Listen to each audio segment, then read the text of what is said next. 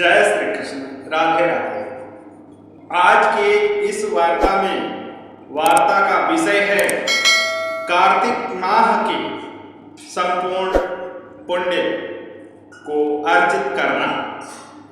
तो हम आज की इस वार्ता में बात करने वाले हैं कार्तिक माह के विषय।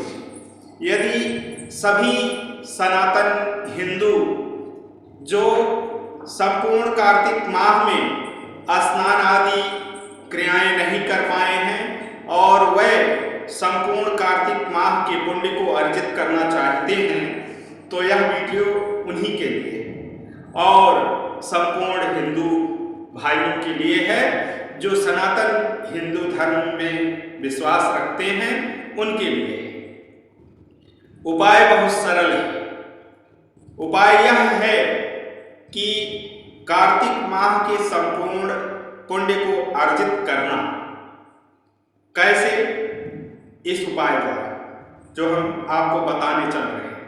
भगवान श्री कृष्ण से प्रेरित होकर के भीष्म पितामह ने धर्मराज युधिष्ठिर को कार्तिक माह के 5 दिनों में उपदेश किया था। उपदेश यह था कि देव उठनी एकादशी से आरंभ करके और पूर्णिमा पर्यंत यह उपदेश 5 दिनों तक चला था, जिसके कारण भगवान श्री कृष्ण ने इस 5 दिन जो कि शुक्ल पक्ष के 5 दिन हैं, देव उत्थानी एकादशी से कार्तिक शुक्ल पक्ष की पूर्णिमा तक यानी कार्तिकी पूर्णिमा तक के इस परम पावन दिन में यदि जो भी सदगृहस्थ इस व्रत का पालन कर लेगा वह संपूर्ण कार्तिक माह के पुण्य को अर्जित कर लेगा। करना क्या है? पहला ब्रह्म मुहूर्त में उठना है और साधारण जल से चाहे स्नान करें। यदि आप तीर्थों में हैं तो पवित्र नदियों में स्नान करें और अच्छा है। यदि आप ब्रह्म मुहूर्त में उठ जाते हैं और ब्रह्म मुहूर्त में स्नान करते हैं, यदि आप घर पर हैं तो घर पर भी स्नान कर सकते हैं। सभी नदियों का आवाहन करके साधारण जल, आवाहन मंत्र है नदियों का, गंगे चैव यमुने चैव गोदावरी सरस्वती नर्मदे सिंधु कावेरी जले अस्मिन् सन्निधं कुरु वरुण देवता स्नानं प्रयच्छत। और आप स्नान कर लें और उसके बाद पवित्र होकर के आचमन कर लें। ओम गोविंदाय नमः, ओम केशवाय नमः, ओम माधवाय नमः।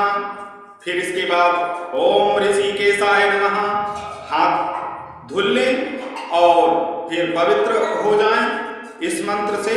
ओम अपवित्रः पवित्रो सर्वावस्थां गतो अपिवाया स्मरेत पुंडरीकाक्ष सहवायभ्यंतरः शुचिः। ओम। फिर उसके बाद आप अपने पूजा घर में आकर के भगवान शालिग्राम को, जो भी आपके आराध्य देव हैं, वहां दीपक जलाएं और एक दीपक शुद्ध देसी घी का, गाय की, उसको ले जाकर के तुलसी के पौधे के समीप जला दें, क्योंकि तुलसी हिंदुओं में परम पूजनीय है। और कार्तिक के इन 5 दिनों में आप यदि संपूर्ण कार्तिक माह का पुण्य अर्जित करना चाहते हैं तो ब्रह्म मुहूर्त में उठें, स्नान करें और जो आपको विधि बता रहे हैं इस उपाय को करें तो आपको संपूर्ण कार्तिक माह का लाभ होगा। अब आप उठ गए हैं, स्नान कर लिए हैं, तो देवालय में एक दीपक जला दें और उसके बाद आप एक दीपक ले जाकर के तुलसी बिरोए के समीप जला दें और सायंकाल भी वही दीपदान करना है तुलसी के बिरोए में। और यदि देवालय समीप है, भगवान विष्णु का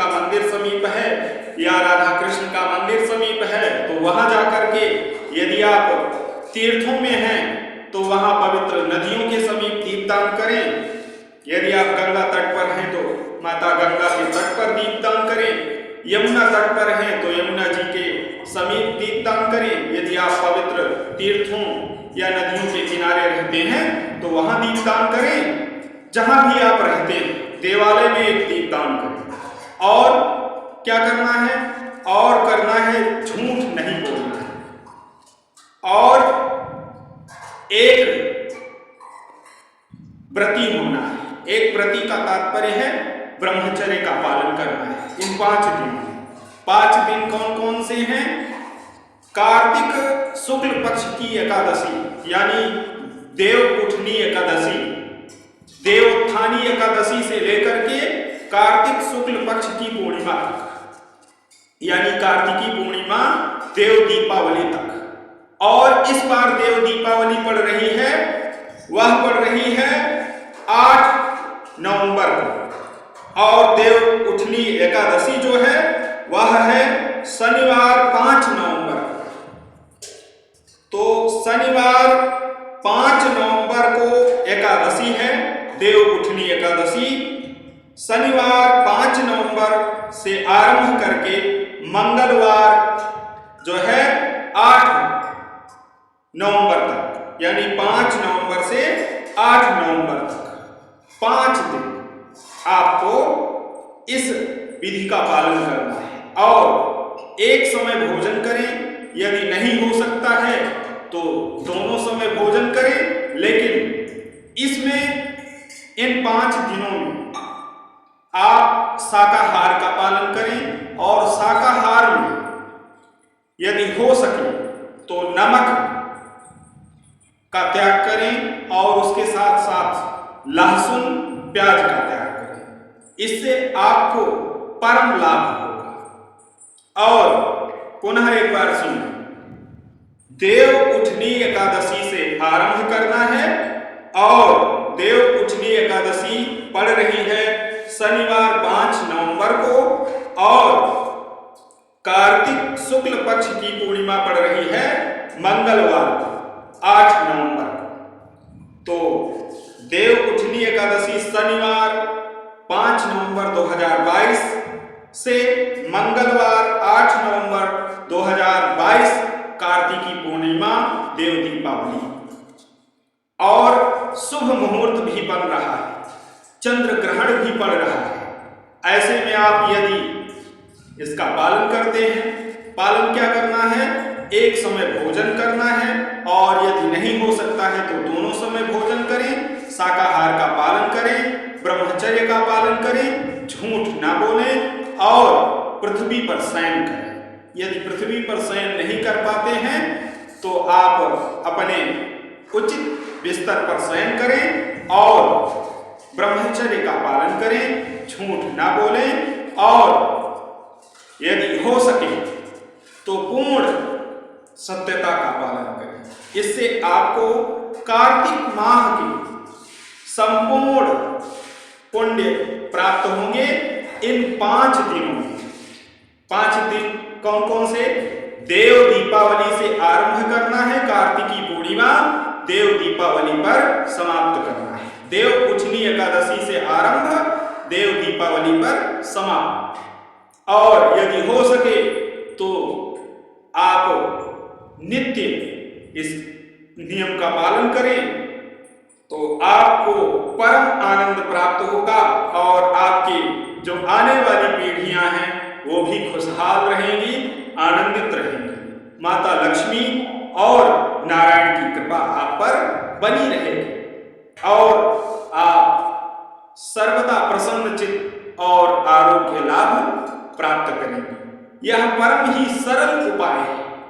इस उपाय को यदि आप कर सकते हैं तो अतिशय आनंद प्राप्त होगा और संपूर्ण कार्तिक माह का जो फल है, पुण्य फल है, वह आपको साधारण रूप में कम समय में और कम परिश्रम में प्राप्त हो जाएगा।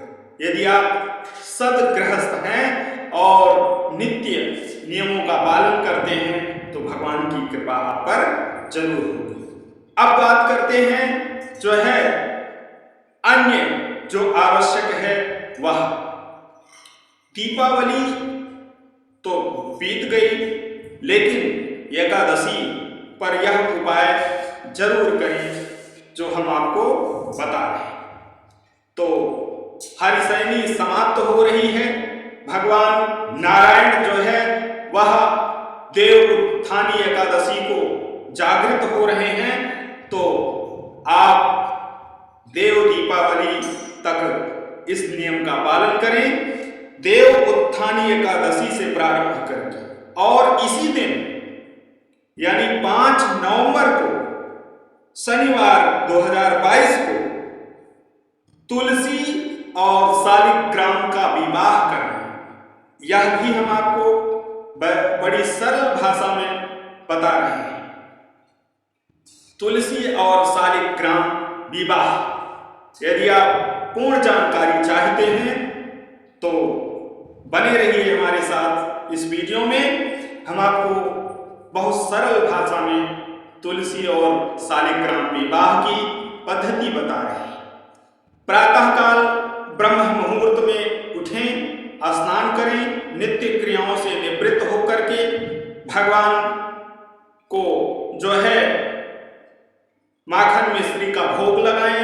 शालिग्राम को स्नान करा करके तुलसी दल के साथ भोग लगाएं और प्रातःकाल में आप जो दीपदान करते हैं तुलसी माता को, वहां पर जो है एक दिन पहले स्वच्छता सफाई कर लें और उसके बाद निमंत्रण दे दें और वहां एक चौकी स्थापित करें भगवान शालिग्राम के लिए और संपूर्ण श्रृंगार जो है कराएं तुलसी को और उसके बाद शालिग्राम को जो है संपूर्ण श्रृंगार कराएं और उसके बाद माता तुलसी को एक लाल चुनरी अर्पित करें और उसके बाद 7 परिक्रमा करवाएं तुलसी और शालिग्राम को चौकी सहित सिंहासन सहित उठा करके 7 परिक्रमा तुलसी माता की करें और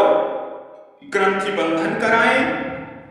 उसके बाद कन्यादान कराएं और भोग अर्पित करें और प्रसाद बांटें और भोग लगा करके तुलसी और शालिग्राम को जो है वह संपूर्ण कुटुंब में परिवारी जनों को प्रसाद का वितरण करें। इस तरह से तुलसी विवाह संपन्न होता है। फिर से सुन लें, तुलसी विवाह कैसे करना है। तुलसी विवाह करना है एक दिन पहले, जहां आप दीपदान कर रहे हैं तुलसी के बिरोए में, वहीं चारों तरफ सफाई कर लें, निमंत्रण दे दें और उसके बाद में प्रातःकाल देव उठनी एकादशी को आप शालिग्राम के लिए वहां पर एक चौकी स्थापित करें, सिंहासन स्थापित करें और माता तुलसी को संपूर्ण श्रृंगार करवाएं और श्रृंगार की जो नव विवाहिता दुल्हनें हैं उसी तरह से उनका भी श्रृंगार करें और उनको लाल चुनरी अर्पित करें और सजा के करके एक नवविवाहिता की तरह अर्थात एक दुल्हन की तरह जिस प्रकार से श्रृंगार कराया जाता है उस प्रकार से तुलसी माता का श्रृंगार करें और वहां पर एक बगल में स्थापित करें चौकी अर्थात सिंहासन भगवान शालिग्राम का और दोनों का ग्रंथि बंधन करें। ग्रंथि बंधन शालिग्राम और तुलसी का और उसके बाद शालिग्राम को चौकी सहित उठा करके 7 बार तुलसी की भावर कराएं और उसके बाद फिर दूल्हा जिस प्रकार से बैठता है उस तरह से बैठा करके कन्यादान की विधि पूर्ण करें और उसके बाद उनको भोग लगाएं। भोग लगा करके माखन मिश्री का और जो उचित खीर का और जो आप भोजन पकवान बनाते हैं उसका भोग लगाएं। भोग लगा करके संपूर्ण कुटुंबी जनों को उस प्रसाद को वितरित करें और इस तरह से जो है जो आप उचित क्षमता अनुसार कर सकते हैं। विवाह उत्सव के दिन, तुलसी और शालिग्राम विवाह के दिन आप नित्य गान आदि जो है आयोजन करें। इस तरह से माता तुलसी और भगवान नारायण शालिग्राम की जो विवाह उत्सव की विधि है वह संपन्न हुई और आप सभी का कल्याण करें। भगवान लक्ष्मी नारायण आप पर कृपा करें। शालिग्राम और माता तुलसी आपका कल्याण करें। सर्वदा आप आनंदित रहें, स्वस्थ रहें, मस्त रहें और व्यस्त रहें। और एक विधि हम आपको बताना चाहते हैं। हर शयनी एकादशी का जो देवोत्थानी एकादशी में परिवर्तन है, यानी शुक्ल पक्ष और शुभ मुहूर्तों का आरंभ होता है। इस देवोत्थानी एकादशी को इस दिन प्रातःकाल आप भगवान नारायण को इस विधि से जो है जागृत करें, अर्थात जगाएं, उठाएं। और वह विधि क्या है, इस विधि को हम आपको बताएंगे, लेकिन आप हमारे अगले वीडियो में इस विधि को सुनेंगे और संपूर्ण जानकारी प्राप्त करेंगे। आज के वीडियो में इतना ही। मिलते हैं अगले वीडियो में प्रबोधनी एकादशी के विषय में जानकारी। हमारा अगला वीडियो जल्द ही आपको मिलेगा हमारे YouTube चैनल पर। तो यदि आप हमारे चैनल पर नए हैं तो चैनल को सब्सक्राइब कर लीजिए, लाइक कर दीजिए और इस वीडियो को अन्य लोगों तक शेयर कर दीजिए, जिससे कि यह जानकारी अन्य लोगों तक पहुंच सके। आज की वीडियो में इतना ही। जय श्री कृष्ण, जय श्री लक्ष्मी नारायण। माता महालक्ष्मी आप पर कृपा करें, नारायण आपका पालन करें, भगवान देवाधिदेव महादेव आरोग्यता प्रदान करें, माता अन्नपूर्णा आपका भंडार भरें। राधे राधे। जय श्री कृष्ण। हरे कृष्ण हरे कृष्ण हरे कृष्ण। गोविंदाय नमो नमः। वासुदेवाय गोपिका वल्लभाभ्याम नमः। राधा कृष्णाभ्याम नमः।